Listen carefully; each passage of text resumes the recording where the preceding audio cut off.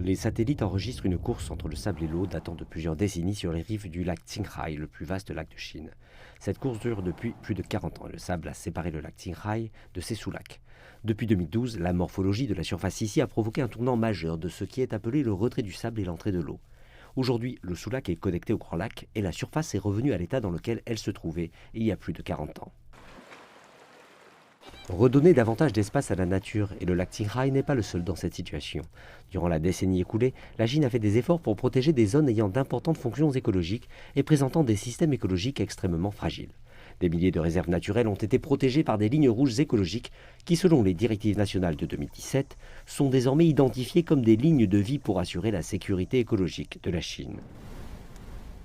Au cours des 10 dernières années, la Chine a planté la plus grande superficie au monde de reboisement artificiel, avec plus de 1,1 milliard de mous d'arbres et d'herbes, soit environ 73 millions d'hectares.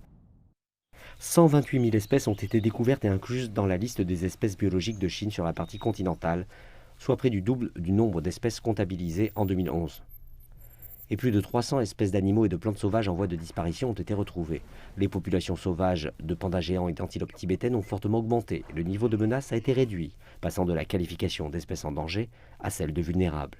Le nombre d'ibis huppés, également connu sous le nom de joyaux de l'Orient, a augmenté à plus de 5000 et le nombre total d'élans, qui avaient autrefois disparu à leur état sauvage, a dépassé 8000. La Chine déclare avoir accompli des efforts visant à explorer le paradigme du développement d'une civilisation écologique, à résoudre les problèmes amenés par les progrès industriels, afin de bâtir un habitat pour tous, en harmonie.